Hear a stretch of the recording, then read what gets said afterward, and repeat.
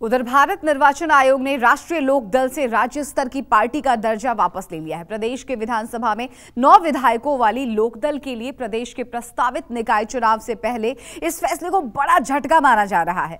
ऐसे में अब लोकदल अध्यक्ष जयंत चौधरी के लिए भी आगे की सियासी राह कांटों भरी दिखने लगी है। 42 साल पहले 1979 में किसान नेता और पूर्व प्रधानमंत्री चौधरी चरण सिंह ने लोकदल की स्थापना की। वक्त के साथ पार्टी का विस्तार हुआ। चुनाव आयोग ने पार्टी को क्षेत्रीय पार्टी का दर्जा दिया, लेकिन 2023 में पार्टी से ये मान्यता छिन गई, क्योंकि चुनाव आयोग के मुताबिक विधानसभा चुनाव में हिस्सा लेने वाले राजनीतिक दल को कुल पड़े वोटों का न्यूनतम 6% हासिल करने पर ही राज्य स्तर की मान्यता दी जा सकती है, जिसे पार्टी पूरा नहीं कर पाई। इस वक्त पार्टी का नाम राष्ट्रीय लोकदल है। मौजूदा वक्त में यानी पिछले विधानसभा चुनाव से ही जयंत चौधरी और अखिलेश यादव की पार्टी का गठबंधन चल रहा है। ऐसे में ठीक चुनावों से पहले राज्य स्तर का दर्जा समाप्त होना बड़ा झटका माना जा रहा है। लोकदल का कहना है कि 2022 का विधानसभा चुनाव समाजवादी पार्टी से मिलकर लड़ा था, लिहाजा दोनों दलों के प्रतिशत पर ही फैसला होना चाहिए था। ये दबाव की राजनीति है और जल्दबाजी में लिया गया फैसला है। ये जल्दबाजी में लिया गया निर्वाचन आयोग का फैसला है। अब इसके पीछे कोई न कोई दबाव की राजनीति है, क्योंकि राष्ट्रीय लोकदल पिछले काफ़ी दिनों से प्रादेशिक दल की मान्यता के अनुसार काम कर रहा है, चल भी रहा है। पिछला विधानसभा का चुनाव राष्ट्रीय लोकदल और समाजवादी पार्टी मिल के लड़े हैं। एक दूसरे का वोट दोनों पार्टियों को प्राप्त हुआ है।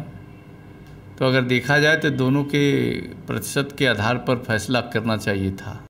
अब जयंत चौधरी के सामने चुनौती ये है कि पिछले विधानसभा चुनाव से ही पार्टी का जनाधार कुछ बढ़ा, लेकिन गठबंधन के आधार पर।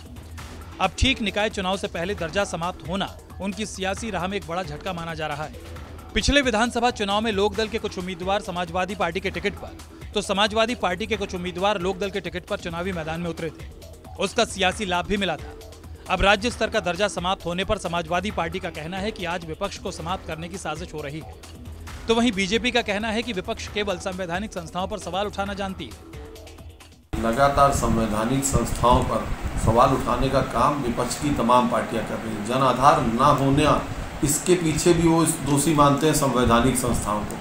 लगातार ऐसी पार्टियां जन आधार खोती जा रही हैं। देश भर में मोदी मैजिक चल रहा है। प्रदेश जहां पर लोकदल राजनीति करती है, सपा राजनीति करती है। सपा भी राष्ट्रीय स्तर की पार्टी नहीं है, वो भी क्षेत्रीय दल है, और लोकदल ने तो अपना ये भी हैसियत खो दी कि उसे क्षेत्रीय दल की मान्यता खत्म हो गई। इसके पीछे दोषी इनका नेतृत्व है, इनकी नीतियाँ, इनकी नीयत है। देश में जो आजकल राजनीतिक खासकर विपक्षी दलों के साथ हो रहा है, बड़ा दुर्भाग्यपूर्ण है।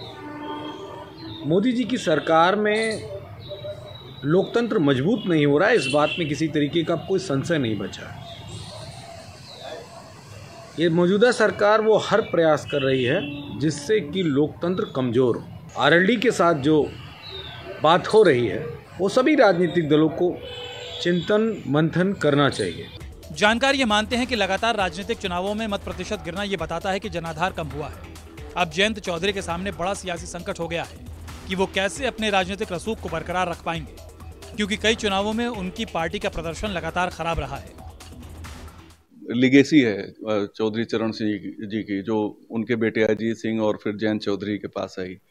कायदे से देखा जाए तो पार्टी का विस्तार होना चाहिए, लेकिन पार्टी बहुत ही झटके खाकर, अभी तो खैर समाजवादी पार्टी की मदद की वजह से या गठबंधन की वजह से उनके विधायक ज़्यादा आए हैं, लेकिन कम सीटों पर चुनाव लड़ने की वजह से उनके वोट परसेंटेज बहुत कम हो गए। इसलिए चुनाव आयोग ने उनके राज्य स्तरीय दल की मान्यता समाप्त कर दी। अब इसका इम्पैक्ट क्या होगा कि इनका जो सिंबल है उस पर भी संकट है।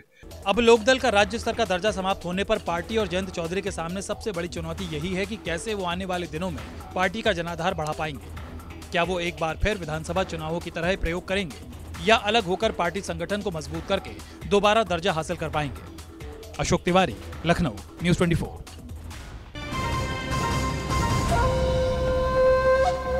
नमस्कार, मैं हूं मानक गुप्ता। अगर आपको हमारा ये वीडियो पसंद आया हो तो इसे लाइक और शेयर जरूर करें, और हां, हमें सब्सक्राइब और फॉलो करना ना भूलें, ताकि आप देश और दुनिया की कोई खबर मिस ना करें। तो जुड़े रहिए हमारे साथ और देखते रहिए न्यूज़ 24।